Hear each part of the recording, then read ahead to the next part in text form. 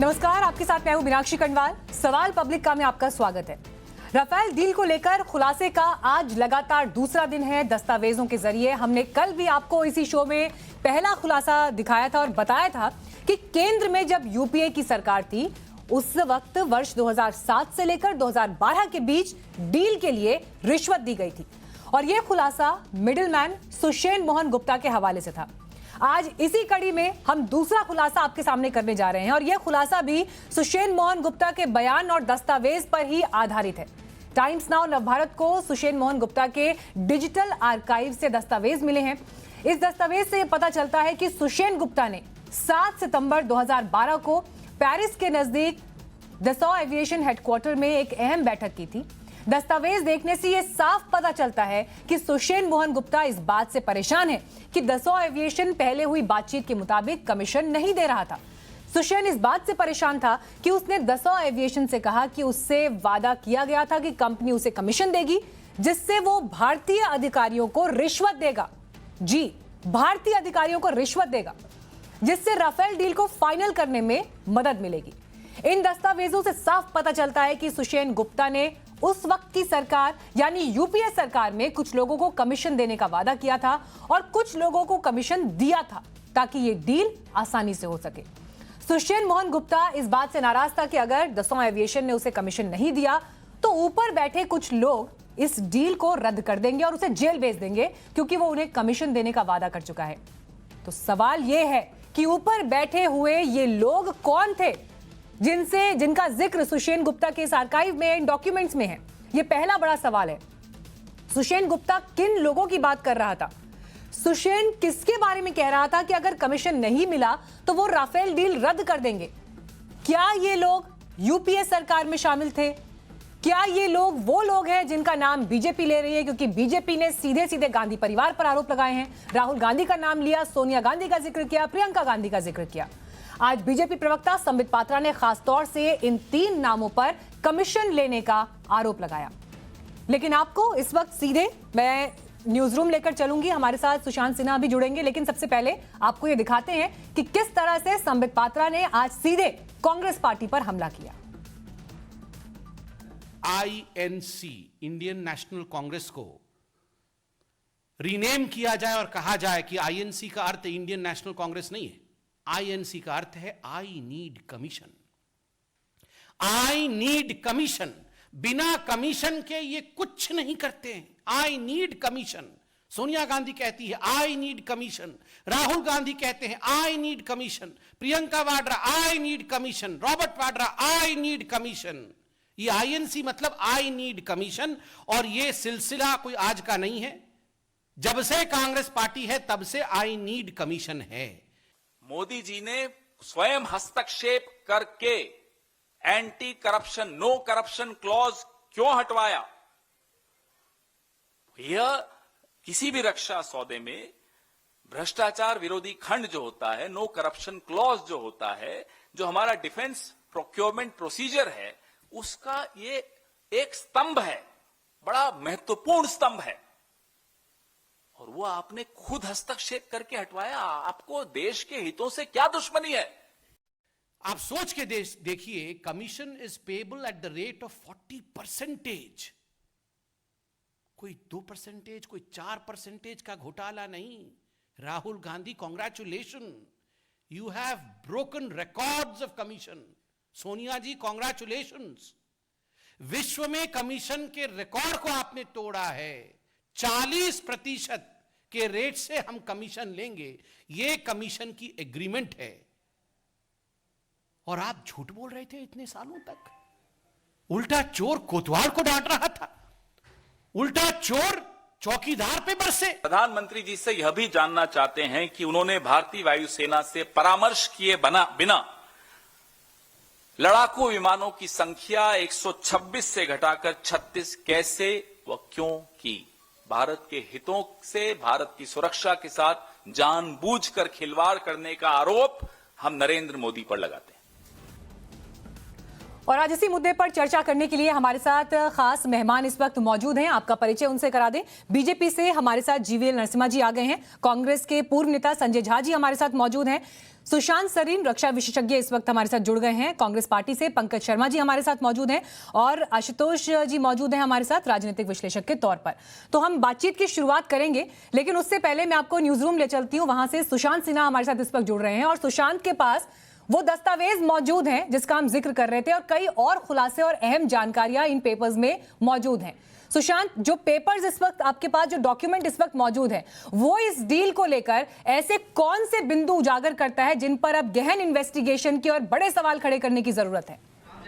मीनाक्षी, देखिए, बड़ा दिलचस्प है कि कांग्रेस पार्टी भी मीडिया पार्ट ने जो खुलासे किए थे पहले उस पर बीजेपी से सवाल पूछती है, नरेंद्र मोदी सरकार से सवाल पूछती है और बीजेपी जो है उसी मीडिया पार्ट के इस खुलासे को लेकर कांग्रेस पर आक्रामक है। लेकिन इस वक्त जो हमारे पास जानकारी है, जो हमारे पास दस्तावेज हैं, वो उस कड़ी का हिस्सा है जिसमें कल हमने पहले बताया था कि कैसे सुषेण गुप्ता, एक बिचौलिए को हायर किया गया, बाकायदा एक एग्रीमेंट साइन हुआ, 40% उसको कमीशन दिया जाएगा दसों एविएशन की तरफ से, यह कहा गया और उसके बाद फर्जी बिलों के जरिए कैसे 65 करोड़ रुपए उसको ट्रांसफर किए गए या दिए गए, उसकी बात निकल कर आई थी और वो कहां कहां गए, ये सबसे अहम सवाल था। इसलिए आज उस कड़ी में जो हम दूसरे खुलासे कर रहे हैं वो उस पूरे चक्र को पूरा करते हुए आपको नजर आएंगे। सबसे पहले आपको दिखाता हूं कि ये सुषेण गुप्ता की जो तस्वीर है, वो सुषेण गुप्ता दरअसल क्या लिख रहा था दसों एविएशन को, वो आपको और दर्शकों को देखा जाना चाहिए। वो लिखता है, ऊपर बैठे लोग मुझसे पैसे मांग रहे हैं। इसका मतलब यह है कि वो ऊपर, अब ये अफसरों की बात हो रही है, नेताओं की बात हो रही है, ये जांच का विषय है, लेकिन वो कह रहा है कि ऊपर बैठे हुए लोग पैसे तो मांग रहे हैं। दूसरा, हमने आपके साथ पुराने रिश्ते और काम के भरोसे पर 18% उधार लिया, मतलब उधर से हो चुका था कि आप पैसा लेके दे दो और हम जो है वो आपको दे देंगे। 18% पैसा अगर उधार लिया गया तो ये किसको पेमेंट की गई, ये प्रश्न है। तीसरा है कि ये पिछला बकाया है, आपको आगे का भी देना है, मतलब पिछला तो बचा ही हुआ था, उसकी पेमेंट हो गई थी, आगे पेमेंट करनी है, वो याद दिलाता है।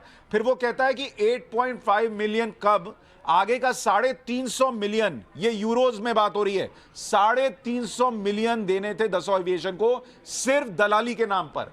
उसके बाद वो कहता है we will recover from manufacturing, यानी हम मैन्युफैक्चरिंग से वसूल लेंगे, लेकिन अब आप मना कर रहे हैं, यानी दसों एविएशन जो है वो पैर पीछे खींच रहा था। अब उसकी वजह क्या थी ये नहीं पता।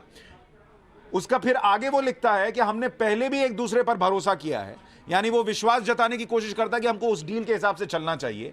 आगे वो कहता है डीएमजी सुषेण से बहुत नाराज हैं, उन्होंने वादा किया क्योंकि आपने किया था, मतलब सुषेण ने वादा किया था कि दसों एविएशन पैसा दे देगा और अब पैसा नहीं जा रहा है तो लोग नाराज हैं। कमिटमेंट कैसे की जाती है ये वो पूछ रहा है। इसके बाद वो कहता है कि लोग मुझसे पैसे मांग रहे हैं, अब मैं क्या करूं मुझे बताइए। तो जिनको पैसा पहले गया था वो कहते हैं मुंह में खून लगने जैसा, वो लग चुका था और वो अब और पैसे की मांग कर रहे थे। वो पूछ रहा है कि हमारी गलती क्या है, आपने कमिटमेंट किया, मैंने उधर कमिटमेंट किया, डील होनी थी, पैसा दिया गया, अब मेरी गलती क्या है, पैसा आगे कैसे न दूं।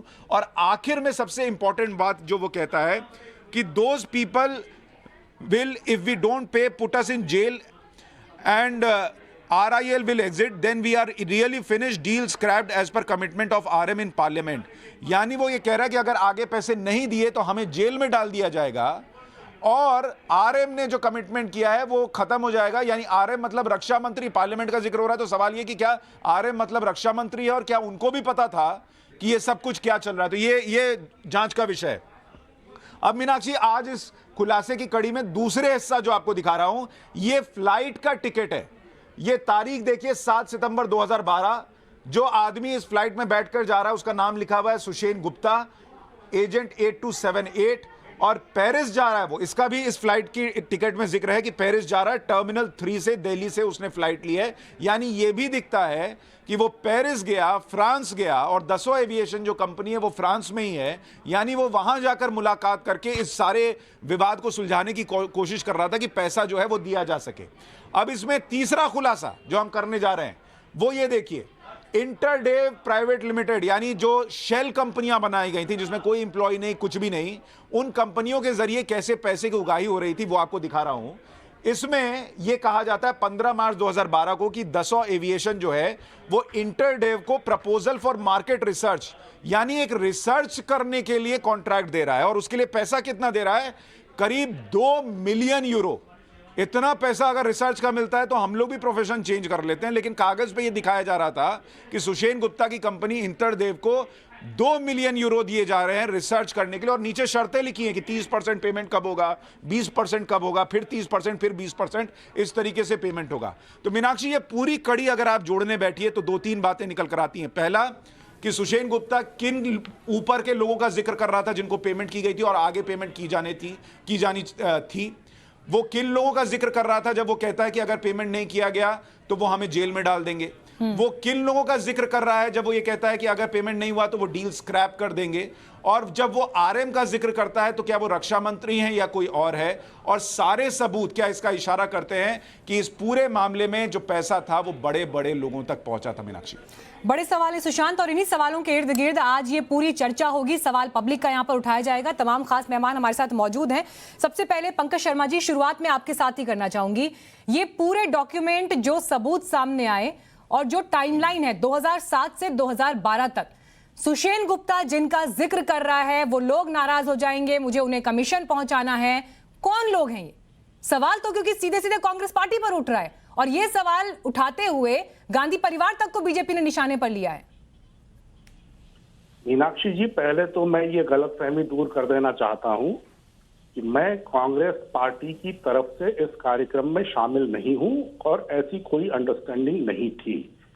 मैं अपनी व्यक्तिगत हैसियत से इस कार्यक्रम में शामिल हूं। अब अगर आप चाहें मुझे मेरी व्यक्तिगत हैसियत से राजनीतिक विश्लेषक के तौर पर, तो मैं आपके कार्यक्रम में अपनी बात कह सकता हूं, नहीं तो मैं अभी ही विदा ले लेना ठीक है सर, आप अपनी बात रखिए। नहीं ठीक है पंकज जी, आप अपनी बात रखिए। नेता नहीं हूं और कांग्रेस पार्टी की तरफ से इस कार्यक्रम में शामिल नहीं हूं। ठीक है पंकज जी, मेरे पास जो कम्युनिकेशन था मैंने उसके हिसाब से आपसे सवाल पूछा, लेकिन ठीक है, आप राजनीतिक विश्लेषक के तौर पर आप इस सवाल का जवाब दीजिए, इस पर अपनी राय रखिए। मेरा कहना यह है कि ये 2-3 दिन से जो कुछ भी चल रहा है ये एक बेकार का विवाद है। कल जो जिन लोगों ने मीडिया पार्ट ने इस मामले को उजागर किया है, उसके पत्रकार ने भी ये साफ कह दिया है कि सुषेण गुप्ता दोनों सरकारों के जमाने में अपना काम करता रहा। यूपीए सरकार के जमाने में भी वो आर्म्स डील कर रहा था, और जब मोदी जी की सरकार आई तब भी वो आर्म्स डील कर रहा था। उसको जो ऑफसेट कॉन्ट्रैक्ट है उससे भी उसको फायदा मिला। आपको अगर पता हो तो सुषेण गुप्ता, उनके पिताजी देव गुप्ता जी और उनके भाई सुशांत गुप्ता, ये लोग दशकों से हथियारों के सौदे में बिचौलियों की भूमिका अदा करते हैं। ये कोई आज की बात नहीं है।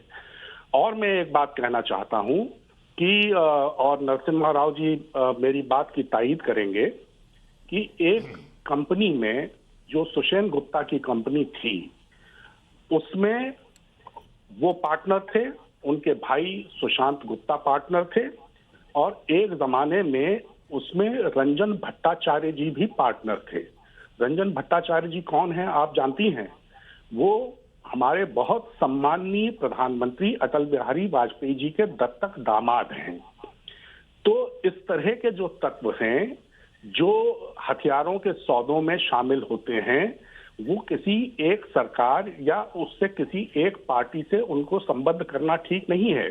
रंजन भट्टाचार्य जी, आपको याद होगा कि बंगारू लक्ष्मण जो भारतीय जनता पार्टी के पहले और आखिरी अब तक के दलित अध्यक्ष थे, उनके साथ जो विवाद हुआ था उसमें भी उनका नाम बहुत उछला था। और बंगारू लक्ष्मण जी के साथ विवाद क्या हुआ था कि उन्होंने रक्षा सौदों में मदद करने का वादा करते हुए कैमरे पर कुछ पैसे ले लिए थे, जिसकी वजह से उनको भारतीय जनता पार्टी के अध्यक्ष पद से हटाना पड़ा था। और बाद में सीबीआई की स्पेशल कोर्ट ने उनको 4 साल के जेल की सजा भी दी थी। ठीक है सर, तो आपके रिएक्शन में जो बड़ी बात निकल कर आई पंकज जी, उसमें आपने बड़ी बात ये उठाई कि इस तरह के लोग जिन पर आरोप लग रहा है, सुषेण मोहन गुप्ता जैसे लोग, ये किसी एक के सगे नहीं है, ये इस तरह से एक्टिव है और अपना काम कर रहे हैं। लेकिन बात यहां पर जांच की आती है, एक फ्री एंड फेयर इन्वेस्टिगेशन की आती है। जीवीएल साहब, संबित पात्रा जी ने आज प्रेस कॉन्फ्रेंस करते हुए यह कहा कि आईएनसी का मतलब है I need commission. Sonia Gandhi, Priyanka Gandhi, Rahul Gandhi का उन्होंने नाम लिया। आई नीड कमीशन को उन्होंने जोड़ा कि इन लोगों को कमीशन की जरूरत है। सवाल यह है कि जानकारी और डॉक्यूमेंट आपके पास थे, सारी इंफॉर्मेशन आपके पास थी, तो फिर कब गिरफ्तार हो रहा है गांधी परिवार?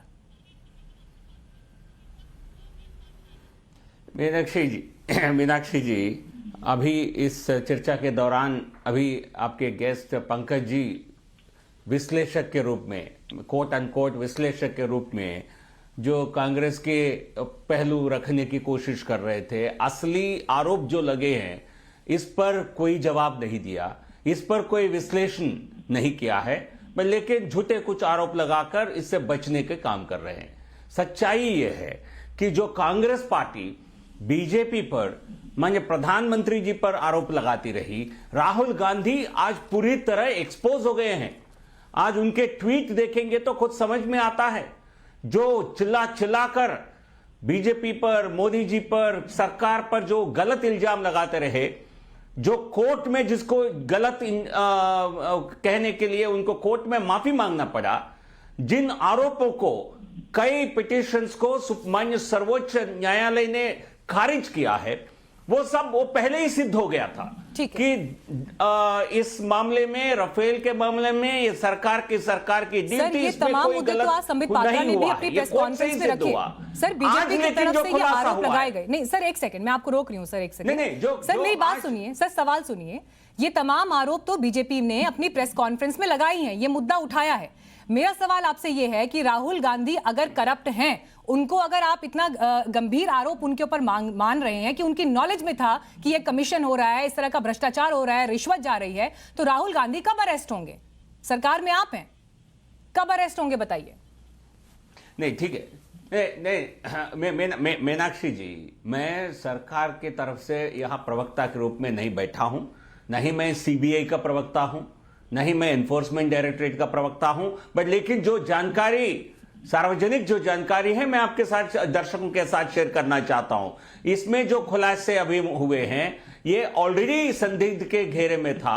इन पर, सुषेण गुप्ता पर पहले से इन्वेस्टिगेशन दूसरे विषय में, अगस्ता वेस्टलैंड विषय में चल रही थी, और एनफोर्समेंट, मुझे कंप्लीट करने दीजिए 30 सेकेंड, और एनफोर्समेंट, जहां तक मेरी नॉलेज है, एनफोर्समेंट डायरेक्टरेट की प्रोब ऑनगोइंग प्रोब है। सीबीआई का भी प्रोब पब्लिक को कहकर नहीं किया जाता है, बट लेकिन इस पूरे मामले में सर, लेकिन मुझे मेरा ऑडियो डिस्टर्ब है, तो इसलिए बीच में मत बोलिए, मैं 5 सेकंड में खत्म कर रहा हूं। ठीक है सर, लेकिन जिस मीडिया पार्ट का सर जिक्र हो रहा है, इन्वेस्टिगेशन कर रही है, जीवीएल साहब, जिस मीडिया पार्ट का जिक्र हो रहा है, जिसमें आपने कहा कि आप सीबीआई अपने तरीके से काम करती है, आप उसके बिहाफ पे नहीं बोल सकते, लेकिन जो इन्वेस्टिगेशन, जो खुलासे जिनके हवाले से हुए हैं मीडिया पार्ट, उनका यह कहना है कि पोर्टल ये कहता है कि इन दस्तावेजों की मौजूदगी के बावजूद भारतीय संघीय एजेंसी ने मामले को आगे नहीं बढ़ाने का फैसला किया और जांच शुरू नहीं की, पर्पसफुली जांच शुरू नहीं की, जांच करने का फैसला ही नहीं किया। इसीलिए आपके ऊपर आरोप ये लग रहा है कि इस मामले को आप लोगों ने दबा दिया, इन्वेस्टिगेशन के दायरे में नहीं लाया। बिल्कुल गलत, बिल्कुल गलत है। मैं 30 सेकंड दीजिए, ऑडियो डिस्टर्ब्ड है मेरा, इसलिए बीच में मत बोलिएगा, टोके मत। हाँ ठीक है, लेकिन क्या रिपब्लिक, क्या टाइम्स नाउ को पता है? क्या आपके नवभारत टाइम्स नेटवर्क को मालूम है कि सीबीआई कौन सी? जब मीडिया पार्ट को कैसे मालूम होगा? तो मीडिया पार्ट थोड़ी सरकारी एजेंसी थोड़ी है। उन्होंने अपनी जो अपने संज्ञान में जो समाचार आया, सर मुझे बताइए, वो उसके आधार पर कह रही है। सर आप ये कह रहे हैं कि मीडिया पार्ट को कैसे मालूम होगा, तो उसी मीडिया पार्ट के हवाले से तो आप ये सारे आरोप और प्रेस कॉन्फ्रेंस कर रहे हैं। पहले आप ये बताइए कि आप मीडिया पार्ट को क्रेडिबल मान रहे हैं या नहीं मान रहे हैं? हाँ जी, मैं मीनाक्षी जी, नहीं, वो जो दस्तावेज उन्होंने प्रस्तुत किया है, आधार उन्होंने जो प्रस्तुत किया है, वो सारे जो फैक्चुअल है। द सीबीआई इंक्वायरी क्या कर रही है, एनफोर्समेंट डायरेक्टरेट क्या इंक्वायरी कर रही है, ये कितना मालूम है? क्या उनके पास कोई आधिकारिक समाचार है? सीबीआई से कोई बातचीत किया है क्या मीडिया पार्ट ने? पात्रा की प्रेस कॉन्फ्रेंस पे जो पेपर लहराए गए, आप उन पर भरोसा करते हैं या नहीं करते? केवल उनका, उसके आधार पे मैं अगला सवाल पूछ उनकी तरफ से आकलन है। नहीं, आप या तो मीडिया पार्ट को सही मानते हैं या नहीं मानते हैं, इन दोनों में से एक ही चीज होगी ना। अगर आप उसे सही मान रहे हैं तो उनके हवाले से ये कहा गया है, उन्होंने आरोप लगाया है कि आपकी सरकार ने इन्वेस्टिगेशन नहीं किया, ये आरोप लगाया उन्होंने, ये कहा है उन्होंने अपनी रिपोर्ट में। तो मैं आपको जानकारी दे रहा हूं, एनफोर्समेंट डायरेक्टरेट के द्वारा इस पर जांच चल रही है, ऐसा मुझे समाचार मिला है। बट लेकिन ये कोई आधिकारिक समाचार नहीं, तो एक पत्रकार के हैसियत ठीक है, से मैं अपनी फैक्ट चेक टीम को बोलूंगी कि जरूर वो जीवीएल साहब के इस वर्जन को जो लाइट डिटेक्टर टेस्ट के दायरे में लाएं कि क्या कोई इन्वेस्टिगेशन इस तरह का हो रहा है ताकि दूध का दूध पानी का पानी। ठीक है सर, आपकी इस बात को हम चेक कर रहे हैं, अभी लाइव शो में मालूम चल जाएगा। लेकिन सुशांत सरीन जी, मैं आपको भी चर्चा में यहाँ पर लाना चाहूंगी। जिस तरह से ये पूरे का पूरा विवाद खड़ा हुआ है और जितने गंभीर सवाल यहाँ पर खड़े हो रहे हैं, क्या इसके बाद अब जरूरत नहीं है कि इस पूरे मामले की एक निष्पक्ष जांच हो? और अगर कांग्रेस पार्टी जो सवाल उठाती रही है कि जेपीसी का इन्वेस्टिगेशन आप कराइए, जेपीसी बनाइए, तो क्या अब वो वक्त है कि कम से कम यहां से एक फ्री एंड फेयर इन्वेस्टिगेशन इस पर शुरू हो इन आरोपों के बाद? मीनाक्षी, प्रॉब्लम ये नहीं है कि इन्वेस्टिगेशन शुरू हो या ना हो, प्रॉब्लम ये है कि अगर इन्वेस्टिगेशन होगा तो उसके नतीजे में क्या होगा। ये जो आज आपके चैनल पे जो खुलासा हो रहा है, इससे तो स्पष्ट है कि वहां पर घूस दी गई और सरकार में या तो राजनेताओं ने या अधिकारियों ने वो घूस ली, और वो एक अरेंजमेंट था दसौं कंपनी का और ये सुषेण गुप्ता का, और ये सारा का सारा कारोबार चल रहा था इनका। ये तो स्पष्ट हो गया, दस्तावेज आ गए हैं। प्रॉब्लम ये है कि ये जो डील जिसके ऊपर ये घूस दी गई, ये पुरानी डील थी जिसको सिरे से रद्द कर दिया गया था। और फिर क्योंकि उस डील को रद्द किया जा रहा था, फिर दोनों सरकारों के बीच में, पहले भारत सरकार और दसौं कंपनी के बीच में एक डील हो रही थी जिसमें ये घूसखोरी हो रही थी और कमीशन ली जा रही थी और दी जा रही थी। उसके बाद भारत सरकार और फ्रेंच सरकार के बीच में एक डील हुई जो अब जिसके तहत अब ये जो 36 जहाज आए हैं। अब अगर आप ये एक तो ये एक जो भी घूसखोरी हुई वो उसका जो अब जहाज आए हैं उससे कुछ लेना देना नहीं। दूसरी चीज ये है कि जो पहले हुआ, अगर आप उस केस को आज खोलते हैं, और ये अब जीवीएल जी नहीं बोल सकते क्योंकि उनकी अपनी मजबूरियां हैं, मेरी वो मजबूरियां नहीं है। अगर आप आज उस केस को खोलते हैं तो दसौं कंपनी जिसके तहत जिसके जहाज आप खरीद रहे हैं, जिससे आप बहुत ज्यादा कारोबार करते हैं, क्योंकि आपके पास पुराने जहाज भी हैं, मिराज 2000, उसके बाद रफाल आए हैं, उनकी सर्विसिंग है, उनके स्पेयर्स हैं, उनके हथियार हैं, वो सारे के सारे इन कंपनियों से आने हैं। अगर आप आज ये खोलते हैं तो आपके ही कानून के तहत आपको इसको ब्लैकलिस्ट करना पड़ेगा। क्या आप चाहती हैं कि ये जो आपकी जो फ्रंट लाइन आज की डेट में जो सबसे ज्यादा आपके अहम जहाज हैं, ये अब आप एक तरपाल लगा के इसको बस रख दें गराज में? आप ये नहीं अफोर्ड कर सकते। तो इसलिए इस पे राजनीतिक उठापटक होगी, आरोप का आदान प्रदान होगा, लेकिन ये सुशांत सरीन जी, आपने बहुत इंपॉर्टेंट सवाल उठाया है कि अब यहाँ पर अगर बोतल से जिन्न बाहर आया तो कितनों के लिए मुश्किल खड़ी हो जाएगी। शायद यही वजह है कि उस पर इस तरह की एक लीपापोती हुई। इस पर मैं जीवीएल साहब से जवाब लूंगी, लेकिन संजय झा जी फटाफट आप भी एक रिएक्शन दीजिए और फिर आशुतोष जी बोलेंगे।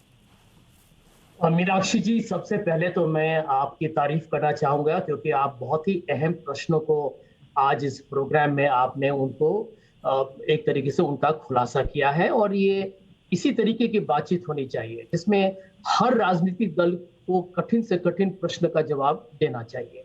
देखिए, इसमें कोई दो राय हो ही नहीं सकता है कि ये जो शख्स हैं सुषेण गुप्ता, जो व्यापारी हैं, वो यूपीए के टाइम में भी थे और अभी भी है। देखिए, इसमें ये बहुत ही विचित्र बात सिर्फ एक ही है, इसमें मैं ज्यादा वक्त नहीं लेना चाहूंगा, कि यदि ये दस्तावेज भारत के जो छानबीन के सबसे जो जाने माने हमारे जो संस्थाएं हैं, सीबीआई और ईडी, जो मोदी जी के सरकार के निगरानी में काम करते हैं, यदि उनको इन सब चीज के बारे में 2018 में मालूम था, अब तो 4 साल होने को है, तो ये 4 साल तक ये मोदी सरकार चुप क्यों थी? देखिए, इसका जवाब मैं समझता हूं कि आपके जो दर्शक हैं और जो लोग यहाँ बैठे हुए मेरे मित्र जीवीएल भी हैं, इसका जवाब इस प्रोग्राम के खत्म होने से पहले जरूर हमको इसका कोई ना कोई समाधान ढूंढना चाहिए। क्योंकि देखिए, मैं समझता हूं, मैं राजनीतिक शख्स हूं, ये भी मैं मानता हूं, लेकिन मैं भ्रष्टाचार चाहे कांग्रेस हो या बीजेपी का हो, मैं इसको उसके विरुद्ध में लड़ा।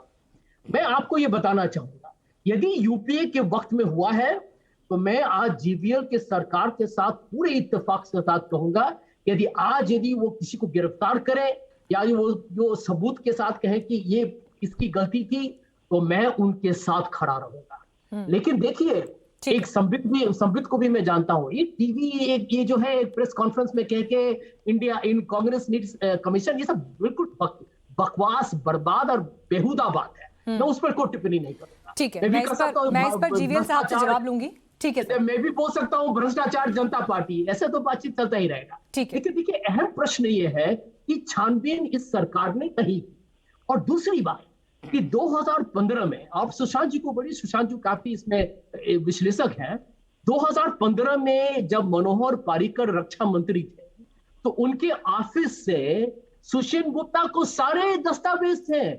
उनको तो मंत्री के ऑफिस से उनको पूरे दस्तावेज मिले थे। और सबसे जो अहम प्रश्न है, महत्वपूर्ण विषय है कि ये जो 60,000 करोड़ का जो ये पूरा सौदा हुआ है, ये तो मोदी जी के सरकार के अंदर हुआ है। तो ये हमको समझ में नहीं आया कि इतना बड़ा सौदा, और इसमें जो एक जो ऐसा छोटा चीज है जिसके बारे में कोई आजकल बात नहीं कर रहा है कि आलोक वर्मा जी जो पहले भूतपूर्व सीबीआई के डायरेक्टर थे, वो छानबीन करने वाले थे, और 2 हफ्ते के अंदर जब ये दस्तावेज सीबीआई को मिले, उनकी तो नौकरी ही चली गई। हम सब जानते हैं कि रात को क्या हुआ सीबीआई के ऑफिस में। तो बहुत मैं समझता हूं कि यहाँ पर महत्वपूर्ण विषय है, और इन मुद्दों का एक तरीके से सुलझन करना ये हम सब लोगों की जिम्मेदारी है। ठीक है, लेकिन सर सीबीआई को लेकर ऐसा नहीं कि सिर्फ इस सरकार के राज में हुआ है। पिंजरे का तोता भी सुप्रीम कोर्ट ने कब कहा था, वो पूरे देश ने देखा था। खैर, मैं इन तमाम सवालों पर एक साथ जवाब लूंगी जीवीएल साहब से। आशुतोष जी अपनी बात रखिए। देखिए, अभी मैं श्री सरीन को सुन रहा था तो उनकी बातें सुनने के बाद कुछ ऐसा लगा कि जिन्होंने पैसा खाया है, घूस खाई है, वो खा भी जाएं और अब डकार भी ना लें, क्योंकि अब तो हर चीज नेशनल सिक्योरिटी के नाम पे दबा दी जाएगी। आप देखिए, जो आपने सारे पेपर सामने रखे हैं उसमें बहुत इंपॉर्टेंट है 40% घूस। 40% घूस कहाँ गई ये सबको मालूम है, इसीलिए नारा लगा था जिसने 2016 में साइन किया एग्रीमेंट, उसके पास गई। अगर आपको याद हो कि जब ये राफेल आ रहा था तो एचएएल और टेक्नोलॉजी ट्रांसफर को एचएएल को हटाने और टेक्नोलॉजी ट्रांसफर खत्म करने पे बहुत बवाल था।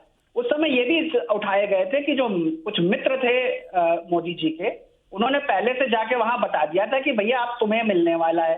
और ये वही मित्र थे जिन्होंने कंपनी पहले खोल रखी थी और उसके लिए जमीन बाद में खरीदी थी। नाम नहीं ले रहा हूं यहाँ पे, लेकिन जिन लोगों को याद है राफेल की डिटेल्स, उनको ये भी याद होगा। तो पैसा तो खाया गया, इसमें कोई वो नहीं। और ये विपक्ष का चरित्र हरण करना, ये भाजपा का बड़ा एक आसान तरीका है अपनी गलतियों को छुपाने के लिए। क्यों कि अब अगर वो जो है उनसे पूछा जाएगा कि भाई क्या हुआ, तो कह देंगे भाई, जैसे अभी श्री सरीन कह रहे थे कि भाई अब आपकी तो राफेल को ब्लैकलिस्ट करना पड़ेगा। तो भाई अगस्टा वेस्टलैंड भी तो ब्लैकलिस्टेड था, उसको ब्लैकलिस्ट से हटा लिया ना जब आपको जरूरत पड़ी मोदी जी को।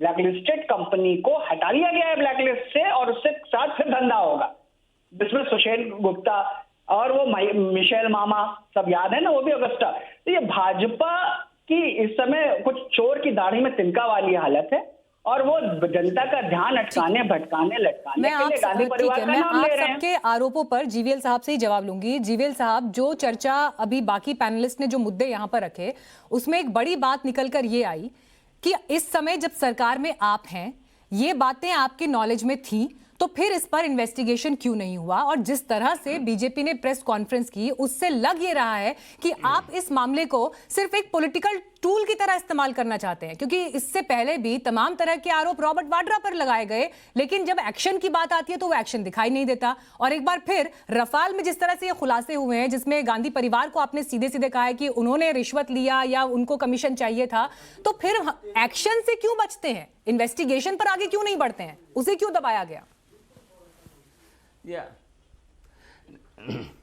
नो मीनाक्षी जी, इन्वेस्टिगेशन को कहीं नहीं दबाया गया।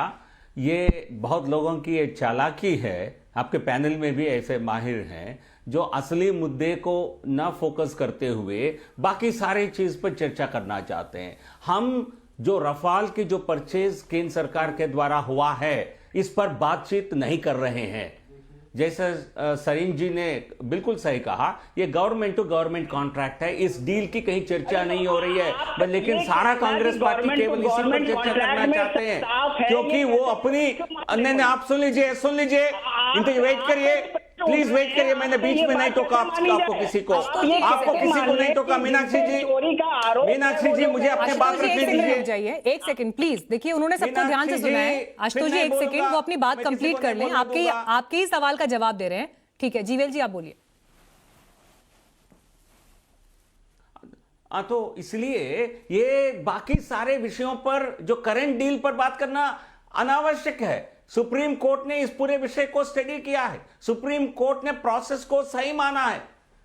तो इसलिए आपने जो सुप्रीम कोर्ट में जो राहुल गांधी सुप्रीम कोर्ट के ऑर्डर के बारे में जो गलत जानकारी दिए थे, गलत बयान दिए थे, उसके लिए माफी मांगे हैं, सार्वजनिक रूप से 2-2 बार माफी मांगे हैं। तो इसलिए आप इस पर बात मत करिए। जहां तक पूरा नहीं, जो कांग्रेस के कार्यकाल में, एक सेकंड रुके ना, मीनाक्षी जी मुझे 30 सेकंड, आशुतोष जी एक सेकंड, मैं आपको अलग से बोलने का समय दूंगी। आशुतोष जी प्लीज, के कार्यकाल में नहीं ऐसे बातचीत नहीं हो पाएगी सर, प्लीज रुकिए। आशुतोष जी मैं आपको रोक रही हूँ थोड़ी देर के लिए, प्लीज थोड़ा संयम बरतिए। आपको मैंने मौका दिया बोलने का, अब उनसे मैं जवाब तो ले लूं ना, फिर आप दोनों एक साथ बोलेंगे तो कोई किसी की बात नहीं समझ पाएगा। प्लीज जब आपकी बारी आएगी तब आप बोलिएगा, प्लीज वेट करिए। जीवीएल जी कंप्लीट करिए, फिर मैं बाकी मेहमानों पर जाऊंगी।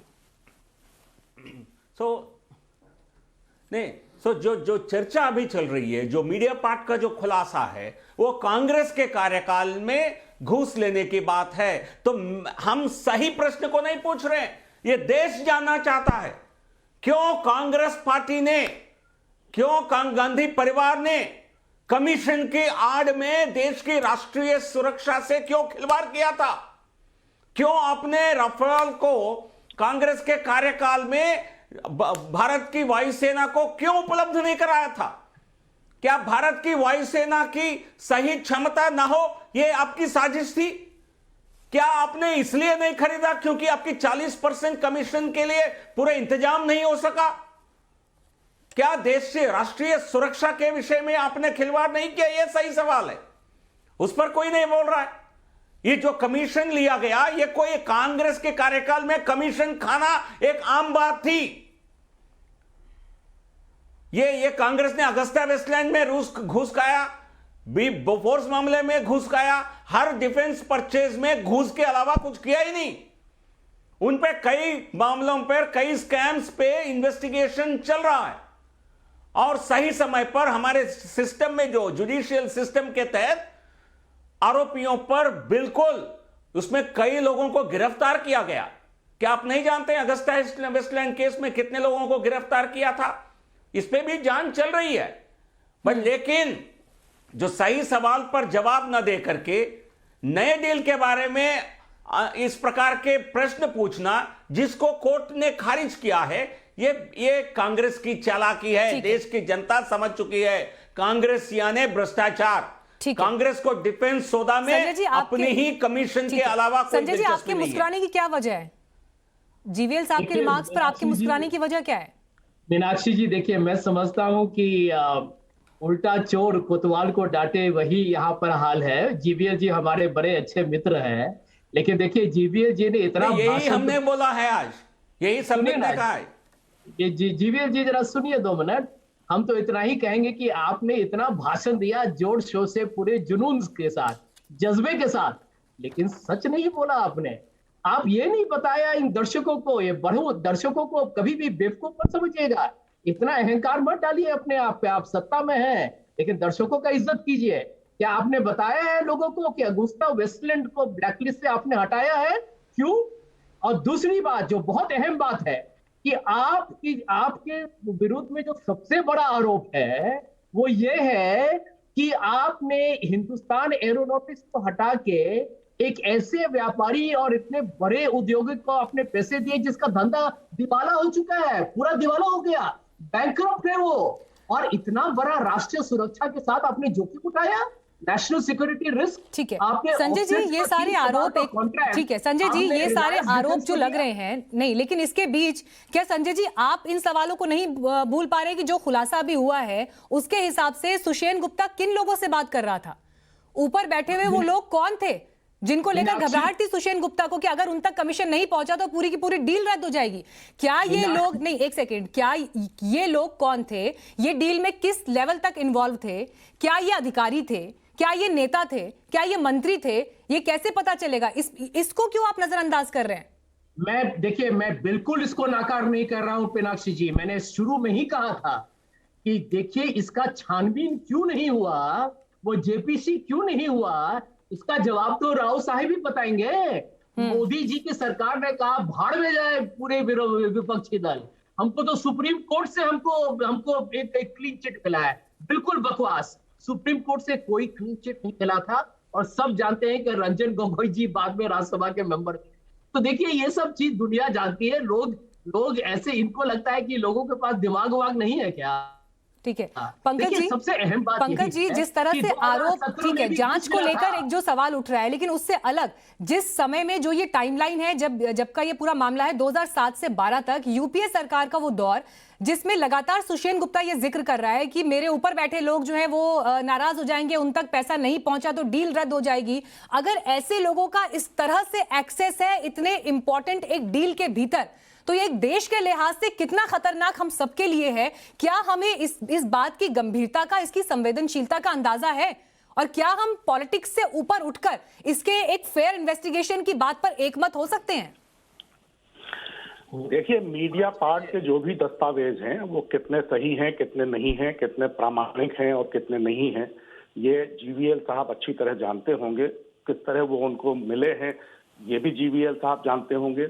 लेकिन अगर इसको मान भी लें तो सुषेण गुप्ता को राफेल के मामले में जिसको कमीशन कह रहे हैं वो मिलना 2003 से शुरू हो गया था। 2003 में किसकी सरकार थी? इसलिए इस पर मत जाइए कि किस पार्टी की सरकार के कार्यकाल में ये पैसा सुषेण गुप्ता को मिलना शुरू हुआ। मुद्दा ये है कि ये इतना बड़ा मसला है कि इसकी जांच होनी चाहिए। इसकी जांच क्यों नहीं हो रही है? इसकी जांच कौन नहीं होने दे रहा है? और इससे भी बड़ा मुद्दा यह है कि ये तो सिर्फ 138 करोड़ रुपए का मामला है कमीशन का, जो 15 साल में मिला है सुषेण गुप्ता की कंपनियों को। 15 साल में 138 करोड़ रुपए का मतलब हुआ 60-70 लाख रुपए महीने। जीवीएल साहब जानते होंगे कि जो रक्षा सौदों का अंडरवर्ल्ड है उसमें ये 60-70 लाख रुपए महीने की कमीशन खोरी तो कोई रकम ही नहीं है, मूंगफली के दाने हैं। असली मुद्दा यह है कि आपने 560 करोड़ रुपए का एक जहाज 1670 करोड़ में कैसे खरीद लिया? सुप्रीम कोर्ट की बात कर रहे हैं। भारतीय जनता पार्टी की सरकार ने सुप्रीम कोर्ट से कहा कि हम आपको बता ही नहीं सकते कि हमने एक जहाज कितने में खरीदा है, क्योंकि इसमें एक कॉन्फिडेंशियलिटी क्लॉज है एग्रीमेंट में। तो सरकार ये बताने को ही तैयार नहीं है कि राफेल के एक कितने में खरीदा गया है। चलिए, आपके जो ये तमाम आरोप है जीवीएल इस पर जवाब देंगे सुशांत सरीन जी, लेकिन एक मुद्दा जो इस चर्चा में भी उठकर आया सुशांत सरीन जी, वो ये कि मीडिया पार्ट की भी जो रिपोर्ट है, हम ये भाव देख रहे हैं इस बातचीत में भी कि जो हिस्सा राजनीतिक दल को अपने हिसाब से सूट करता है उसे वो स्वीकार कर रहे हैं, लेकिन जो हिस्सा उसी रिपोर्ट का उनके खिलाफ जाता है उसे वो खारिज कर रहे हैं, रिजेक्ट कर रहे हैं। और यहां से इस पूरे मामले पर जिस तरह के राजनीतिक बयान आ रहे हैं उस नियत पर सवाल खड़ा होता है, चाहे बात बीजेपी की हो या फिर कांग्रेस की हो। नहीं, मैंने तो जैसे आपसे पहले अर्ज किया कि ये तो एक राजनीतिक उठापटक तो चलती रहेगी और आरोप और प्रत्यारोप चलते रहेंगे। लेकिन देखिए, ये जो पर्टिकुलर अभी बहुत बातें हो रही है, HAL की बातें हो रही है। किसी ने जाके देखी है HAL की फैक्ट्री? आपने कभी रफाल की फैक्ट्री देख लीजिए और जो आजकल आधुनिक जहाज बनते हैं, और HAL की फैक्ट्री देख लीजिए, वो अभी भी हथौड़ों से काम करते हैं। तो अब देखी नहीं है, पता नहीं है, लेकिन बोलना जरूर है। बोलते रहिए, कोई आजाद देश है, बोलने का अधिकार है, जितना मर्जी बोलिए। HAL की क्षमता ही नहीं थी वो जहाज बनाने की, और ये HAL के सीनियर अधिकारी भी बोल चुके हैं यार हमारी क्षमता नहीं है ये जहाज बनाने की, लेकिन बहस करनी है, करते रहिए, उससे कोई किसी को आपत्ति नहीं। दूसरी चीज ये ऑफसेट्स की बहुत सारी बात हो रही है, जो अभी सुषेण गुप्ता, अब देखिए सुषेण गुप्ता का अगर कोई पुराना लेन देन है पुराने कॉन्ट्रैक्ट का Dassault के साथ, ऑफसेट Dassault कंपनी देती है, भारत सरकार नहीं देती किसी को। और ये सारी की सारी जो कंट्रोवर्सी थी ये पहले आ चुकी थी, and this has been address. लेकिन उस पर भी आप दोबारा वही वाला विवाद खोलना चाहते हैं तो जितने मर्जी खोलिए। जहाज का दाम क्या था, अभी शर्मा जी बात कर रहे थे। शर्मा जी को या तो डिफेंस इंडस्ट्री का कुछ मालूम नहीं है, या ये जैसे आलू प्याज खरीदते हैं वैसे ही समझा कि जहाज भी खरीदे जाते हैं। ऐसे नहीं होता। उसका एक प्रॉपर एक्सप्लेनेशन था, दिया गया, 50 बारी दिया गया। आप चाहें तो आधा घंटा मुझे दीजिए, मैं आपको दे देता हूं क्या एक्सप्लेनेशन था। वो किस तरीके से उसकी कॉस्टिंग होती है, किस तरीके के उसके एवियोनिक्स होते हैं। आप एक एम्प्टी शेल लेते हैं या फुली लोडेड जहाज लेते हैं, उसमें आप क्या क्या एनहांसमेंट करवाते हैं। हर एनहांसमेंट आप जब अगली बारी और जहाज लेंगे तो उसका दाम वो नहीं होगा, कम होगा, क्योंकि आप जब एनहांसमेंट करवाते हैं, अगर वो तो पिछली यूपीए सरकार 560 करोड़ रुपए में एम्प्टी शेल ले रही थी। चुप रहिए ना। नहीं, आप क्या कहना चाहते हैं? नहीं, चुप कैसे रहिए आप, ये बताइए कि क्या एक सेकंड प्लीज। सर, करोड़ चर्चा के अंतिम पड़ाव पर हमें प्लीज पंकज जी एक सेकंड वो कंप्लीट कर लें प्लीज। पंकज जी एक सेकंड रुक जाइए, उनको कंप्लीट करने दीजिए प्लीज प्लीज। पंकज जी एक सेकंड रुक जाइए। सुशांत जी आप प्लीज जल्दी कंप्लीट करिए, फिर मैं जीवीएल साहब के पास जाऊंगी उसके बाद। यार छोड़ो ना, आपको सुप्रीम कोर्ट का बहुत पता है, आप बहुत बड़े वकील हैं। नहीं, मैं कोई वकील नहीं हूँ, लेकिन आपने कहा ये ना कि मैं बात कर रहा हूँ, मुझे करने दीजिए। आपकी मैंने नहीं बात सरीन साहब, आप बोल चुके हैं, लेकिन मैंने भी पत्रकार के नाते 30 साल। ठीक है पंकज जी प्लीज, मैं आपको एक सेकंड रोक रही हूँ। देखिए वो अपने ठीक है, अभी मैंने बोलने का समय उन्हें दिया था। पंकज जी प्लीज, आपको मैं दूंगी अलग से समय। ठीक है, चर्चा के अंतिम पड़ाव पर हमें जीवीएल साहब जो बातचीत यहां पर निकल कर आई है, बाकी पैनलिस्ट ने जिस तरह से अपना फीडबैक दिया, उसके बाद एक सवाल, अंतिम सवाल जो मैं आपके पास लेकर आ रही हूं। सरकारें इकबाल से चलती हैं। एक प्रेस कॉन्फ्रेंस में ये कह दिया गया कि इतनी रिश्वत गई, कांग्रेस पार्टी ने ये किया, ऐसा हुआ, लेकिन इन सबसे अलग सरकार में आप हैं। एक आम आदमी जो खबरों में इस वक्त आपको देख रहा है, जो ये देख रहा है कि अच्छा रिश्वत इतनी गई है तो मेरी सरकार क्या कर रही है, मेरी सरकार ने 7 साल में उस पर क्या एक्शन लिया। देश का पैसा, राष्ट्रहित की जब बात हो रही है, जो पैसा गया है अब उसे लेकर जिन्होंने गलत किया, क्या वो उनको सजा मिलेगी, क्या वो कटघरे में खड़े होंगे? भरोसा दीजिए आज देश की जनता को कि अब इस पर एक इन्वेस्टिगेशन और जांच क्या होगी, कैसे होगी, और ये सिर्फ मामला एक पॉलिटिकल टूल बनकर ना रह जाए।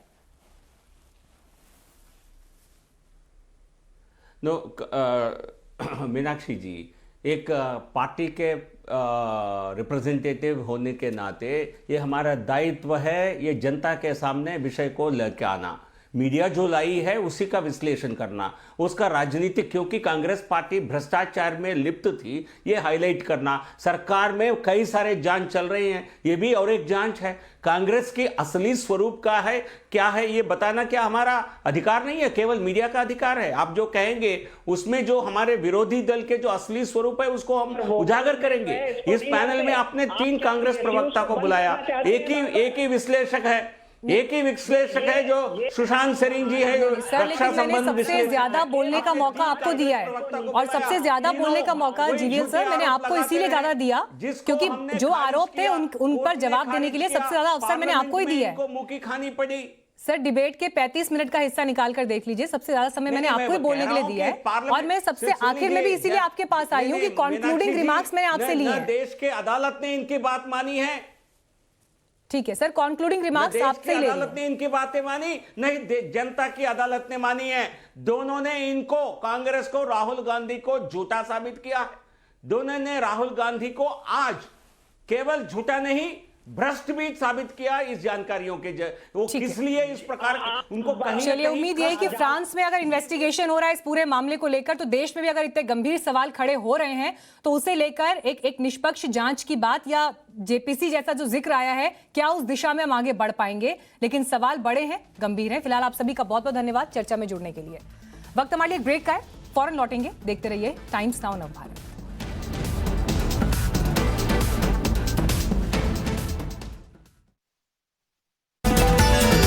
बताते हैं मुंबई ड्रग्स केस में एनसीबी और एनसीपी के बीच जिस तरह की एक टकराव जो एक दिखाई दिया, वो मामला अब पहुंच गया है अंडरवर्ल्ड तक। एक ड्रग पैडलर के साथ पत्नी का नाम जोड़ने के बाद महाराष्ट्र के पूर्व सीएम देवेंद्र फडणवीस ने आज प्रेस कॉन्फ्रेंस कर एनसीपी नेता नवाब मलिक पर गंभीर आरोप लगाए। उन्होंने कहा कि मलिक की कंपनी ने उन लोगों से जमीन खरीदी जो 1993 के मुंबई ब्लास्ट के आरोपी हैं। नवाब मलिक ने देवेंद्र फडणवीस के आरोपों का जवाब दिया। उन्होंने फडणवीस के आरोपों को बेबुनियाद बताया और कल 10 बजे प्रेस कॉन्फ्रेंस कर देवेंद्र फडणवीस के अंडरवर्ल्ड से रिश्तों का खुलासा करने की बात की। कि ये जो जमीन इन्होंने खरीदी उस समय वहां रेट क्या था, वो भी बहुत महत्वपूर्ण है। उस समय वहां पर फोनिक्स मार्केट कुर्ला आप लोग जानते हैं, एलबीएस रोड पर ही आगे है। उसी साल उसी समय 2005 में इसकी खरीद हुई है 2053 पर स्क्वायर फीट, यानी 2000 रुपए स्क्वायर फीट से। Ready regular rate 8550 square metre है और मार्केट रेट 2053 स्क्वायर फीट के हिसाब से। और ये जो अंडरवर्ल्ड के लोगों से खरीदी गई लैंड कुल 3 एकड़ एलबीएस रोड पर जमीन खरीदी गई 30 लाख रुपए में, 30 लाख, और उसमें से भी पेमेंट हुआ है 20 लाख रुपए का। 1.5 लाख फुट जमीन ये कौड़ी मोल माफिया के जरिए हमने खरीदी। हमें लगता है आपके जो मुखबिर हैं, आपके जानकारी देने वाले, हमें लगता है वो कच्चे खिलाड़ी हैं। आप कहते तो मैं ही सारा कागजात आपको दे देता और भी कागजात आपको उपलब्ध करा देता, लेकिन आपने अंडरवर्ल्ड का खेल शुरू किया है। आज तो सारी चीजें मैं बोलूंगा नहीं, लेकिन कल सुबह 10 बजे देवेंद्र जी का अंडरवर्ल्ड का क्या खेल है इस महाराष्ट्र में, और देवेंद्र जी ने मुख्यमंत्री रहते हुए किस तरह से अंडरवर्ल्ड के जरिए पूरे शहर को हॉस्टेज बना रखा था, कल सुबह 10 बजे उसकी जानकारी देंगे। मुंबई के गुनहगारों से आपने जमीन क्यों खरीदी? मुंबई में बम विस्फोट करने वालों से आपने जमीन क्यों खरीदी? और ऐसी कौन सी बात थी जिसके कारण ये मुंबई के गुनहगारों ने एलबीएस रोड पर 3 एकड़ की जमीन आपको 20 लाख रुपए में दे दी? सवाल ये उठता है कि इनके ऊपर टाड़ा था, टाड़ा उस समय, ये शायद बेल पर बाहर आए होंगे इसलिए वो कर पाए, वो अभी उसमें असर्टन नहीं कर पाया, इनके ऊपर टाड़ा लगा। और टाड़ा का अगर आप कानून देखें तो टाड़ा के कानून में टाड़ा का जो आरोपी होता है या कन्विक्ट होता है उसकी सारी प्रॉपर्टी सरकार जब्त करती है, उसको सरकार जब्त करने का प्रावधान है। तो क्या ये टाड़ा के आरोपी की प्रॉपर्टी जब्त न हो इसलिए फिक्टिशियस कंसिडरेशन के ऊपर आपको ट्रांसफर की गई? कोई अंडरवर्ल्ड के दबाव में या किसी बम ब्लास्ट के आरोपी से ये प्रॉपर्टी हमने खरीदी नहीं। ये पूरी तरह से हम किराएदार थे। जो जगह की मालकिन थी वो चाह रही थी कि आप ये मालकी हक ले लो, और हमने उनसे लिया। जो खान फैमिली थी, पठान फैमिली, जो वहाँ के वॉचमैन थे, उन्होंने अपना 7/12 पे नाम चढ़वा लिया था, उसे सरेंडर करने के लिए उन्हें पैसा देने का काम किया।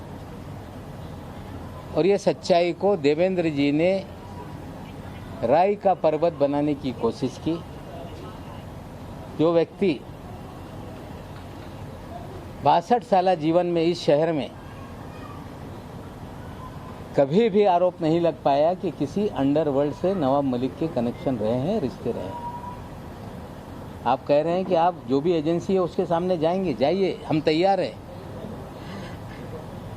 हमें लगता है कि झूठ का आडंबर खड़ा कर देने से किसी की प्रतिमा मलिन हो जाएगी, तो हमें लगता है देवेंद्र जी आपकी गलतफहमी है।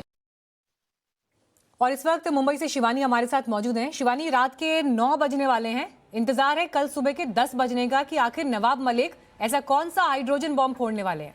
किस तरह की खबरें आप लोगों तक पहुंच रही हैं, क्या हालचाल है इस वक्त वहां पर? देखिए, मैं शुरुआत से बता दूं, अगर नवाब मलिक ने जितने भी तथ्य रखे हैं, नवाब मलिक के खिलाफ जो तथ्य आ रहे थे वो लगातार डॉक्यूमेंट्स के जरिए आ रहे थे, कुछ पिक्चर्स को लेकर आ रहे थे। इसके पहले भी बीजेपी के जो मोहित कंबोज थे, उन्होंने कई सारी एनसीपी के नेताओं के साथ कुछ क्रिमिनल बैकग्राउंड दर्ज किए हुए लोगों की तस्वीरें साझा की थी। देवेंद्र फडणवीस ने सीधे सीधे प्रॉपर्टी के डॉक्यूमेंट साझा कर दिए कि कितने पैसों की लेन देन हुई थी।